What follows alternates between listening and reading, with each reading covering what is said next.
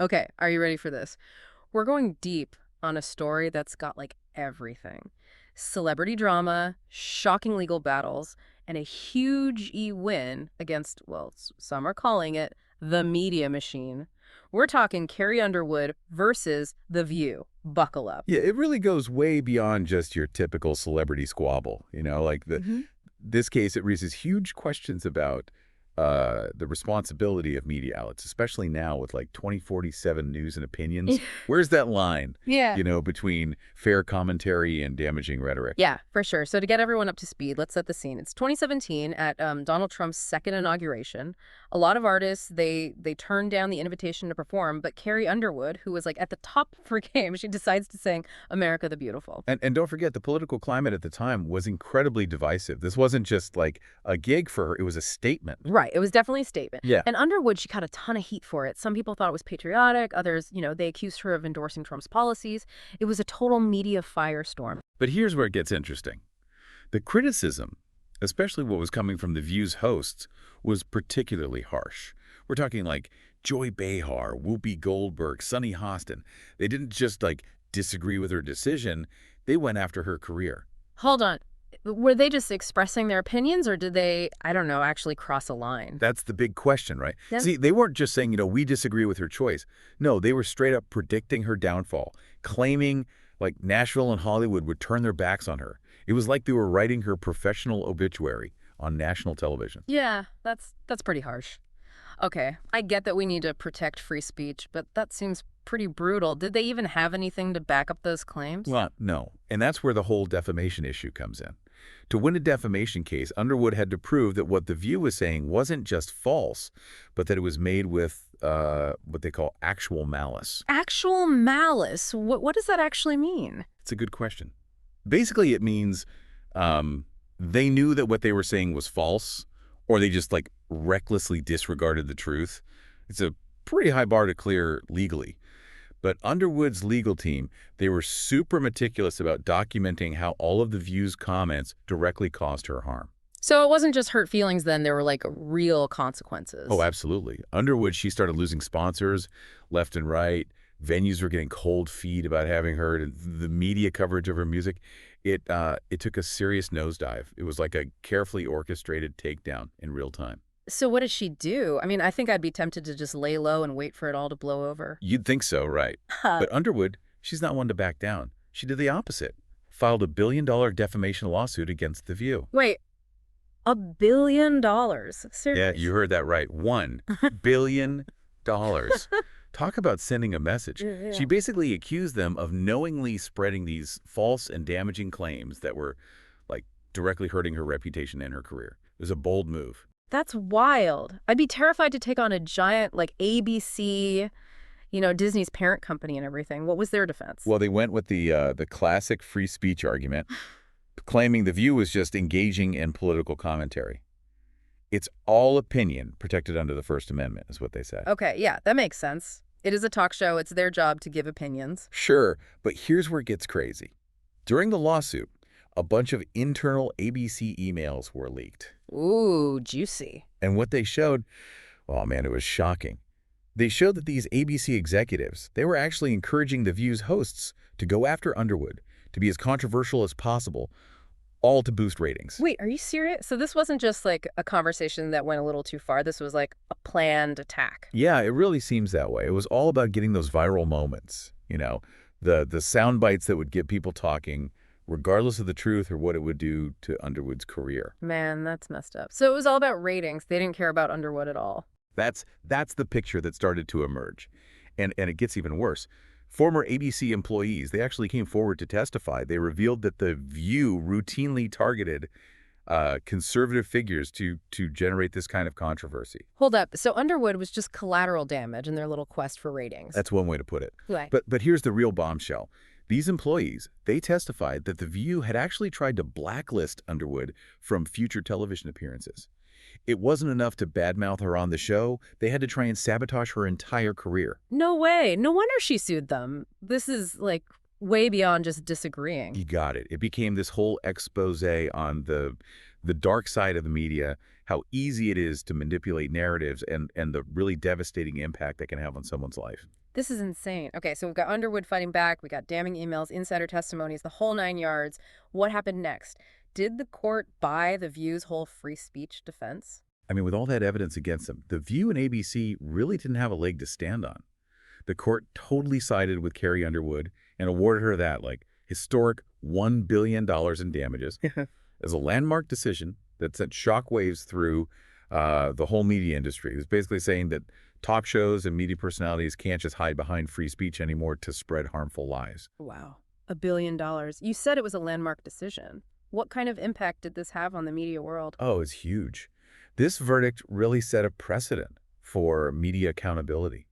News outlets and talk shows all across the board really started taking a good hard look at what they were doing. They started beefing up their fact-checking processes and being more careful about avoiding, claims they couldn't back up. Hmm. And you can almost feel them tiptoeing around controversial topics. Nobody wanted to be the next The View. So it sounds like Underwood's case really forced everyone in the industry to reevaluate how they do things. So how did The View deal with all the fallout? I'm guessing they were in full damage control mode. Oh, absolutely. Advertisers were jumping ship left and right. There were tons of rumors flying around about big changes coming. And the show's future was, it was hanging by a thread. It was damage control on a massive scale. They issued this, very public apology to Underwood, saying they were committed to responsible reporting from now on. But were they serious, though? Were they just trying to save face? Or did they really change how they ran the show? Well, they say actions speak louder than words. Right. They did actually implement stricter fact-checking protocols, which was, a decent start. They even brought in some media ethics experts to, hold workshops with the hosts and the producers. Interesting. So they were at least trying to do some soul searching. But what about the hosts themselves? Did any of them actually face any consequences for their role in this whole thing? Actually, yeah. Joy Behar, who had been one of Underwood's biggest critics, she announced she was leaving the show pretty soon after the verdict. Officially, she said she was moving on to other projects, but a lot of people think that the Underwood case, they think it played a big role in her decision. Yeah, I'm not surprised. To be honest, I don't think I'd want to stick around after getting called out publicly for hurting someone's career. What about Sunny Hostin, though? Her comments about Underwood were really rough. Did she face any repercussions? It's actually surprising. But no. Despite a lot of people wanting her fired, Hostin stayed on the show. There was a lot of speculation about why ABC would keep her on. Some people thought they were afraid of being accused of discrimination if they fired a woman of color, especially after such a huge public case. That makes sense. They probably didn't want even more bad press on top of all the bad press they were already getting. But did having her still on the show make it harder for them to rebuild their image? Well, it was definitely a risky move. On the one hand, keeping Hostin could make it seem like they weren't really serious about changing their ways. But on the other hand, her, let's just say, controversial statements, they still brought in a lot of buzz and kept people watching. And let's be real here, controversy often leads to higher ratings. So were they trying to have it both ways, like trying to rebuild their image but still using the drama to their advantage? It's possible. Yeah. And you know what? Their ratings actually did go up after the Underwood verdict. People tuned in to see how the show would address the controversy, if there'd be any on-air apologies or maybe even some fireworks between the hosts. So even in the middle of this crisis, they found a way to make it a ratings win. That's pretty ironic when you think about it. Definitely. It just shows how much our culture loves drama, especially when it involves celebrities. But going back to The View, I think it's fair to say that the show was changed forever by the whole Underwood thing. All right, so The View survived, but definitely not without some battle scars. What about Carrie Underwood, though? How did she handle this whole crazy ordeal? And what happened to her career after everything went down? You know, it's crazy. While The View was trying to put the pieces back together, Carrie Underwood's career was, taking off. All those sponsors who dropped her, they came crawling back, wanting to be associated with her again. And her concert ticket sales, they went through the roof. She didn't just survive this, she came out on top. Wow, that's amazing. So she turned the whole situation into a win. What do you think was the key to her comeback? I think a lot of it had to do with authenticity. Mm-hmm. Throughout all of this, she stayed true to herself. She didn't try to act like a victim or get into any, public mudslinging. She just kept her head down, focused on her music, and let her talent do the talking. That's powerful. She didn't need to go on Twitter rants or anything. She just lived her life and let her success be the ultimate revenge. Exactly. And her fans, they loved that about her. They saw how strong she was, how resilient, and they supported her. It created an even stronger bond between Underwood and her fans. It's inspiring to see how she turned something so negative into a positive. But I'm curious, did she use what happened to speak out against media bias or maybe become an advocate for free speech issues? That's what's interesting about her response. She didn't go out and start some big media crusade or try to, use the situation to her advantage. She pretty much stayed out of the spotlight, focused on her music and connecting with her fans. She let her actions speak louder than words. You got it. And I think that sent a powerful message in itself. It showed that she wasn't interested in being a victim or getting revenge. She was just focused on what she loved and letting her success speak for itself. That's really classy. All right, so we've covered the impact on the media industry, the View's attempts to reform, and Underwood's awesome comeback. But what about the long-term consequences for the View? Did they make any changes that actually lasted? Yeah, that's the big question, right? I mean, you'd think $1 billion lawsuit would make them rethink things, wouldn't you? Yeah, you think so. But the thing is, changing a show like The View, well, it's not that simple. I mean, their whole thing is hot takes and controversial opinions.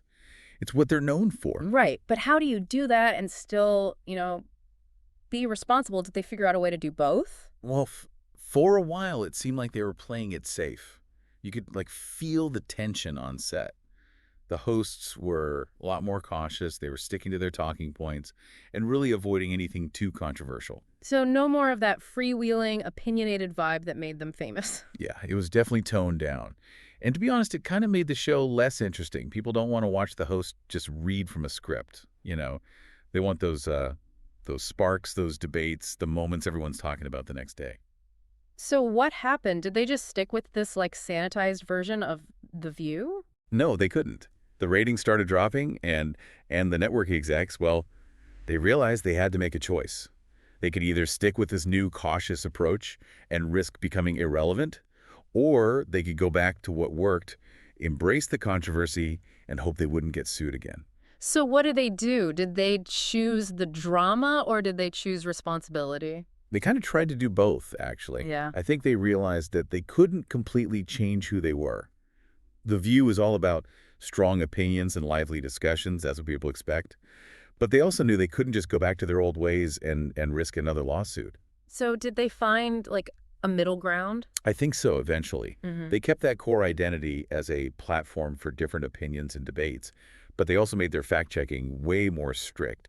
And they're definitely more careful now about personal attacks and claims they can't support. So they learned their lesson, but they didn't lose their edge. Yeah. Exactly. It's adapt or die. Yeah. They're still opinionated. They still push the envelope. But there's a lot more awareness now of what their words can do. Well, that's a good lesson for all of us, I think. Whether you're a journalist, a talk show host, or just someone with a social media account, words have power, and we need to be responsible with that power. 100%. The Underwood case was a real wake-up call. Just because we have free speech doesn't mean there aren't consequences for what we say. Totally. Well, this has been a fascinating deep dive into celebrity, the media, and, well, the legal system. What are the big takeaways you think our listeners should walk away with? For me, it's all about being media literate. We have to be critical thinkers. We got to question the narratives we're given and consider different points of view. Don't take everything at face value. Do your own research, form your own opinions. That's great advice. We're constantly bombarded with information these days, and it's easy to just get swept up in it all. But it's so important to take a step back and really think about what we're seeing and hearing and make up our own minds. For sure. And remember, even the sources that seem really credible, they can have biases, they can have agendas. Be skeptical, be curious. Don't be afraid to challenge the way things are. This has been a wild ride. From a performance that sparked controversy, to a billion-dollar lawsuit, to a whole media reckoning. It's amazing to see how one event can have such a huge impact. It really is. And in the end, I think the Underwood case shows us that even when you're up against these giant institutions, individual voices can still make a difference. Yeah, and that truth and accountability, they matter. Thank you so much for joining us on this deep dive. It's been really eye-opening to explore the power of the media, the responsibility that comes with it, and the resilience of the human spirit. It's been my pleasure. And to everyone listening, remember, stay curious, stay informed, and never stop questioning.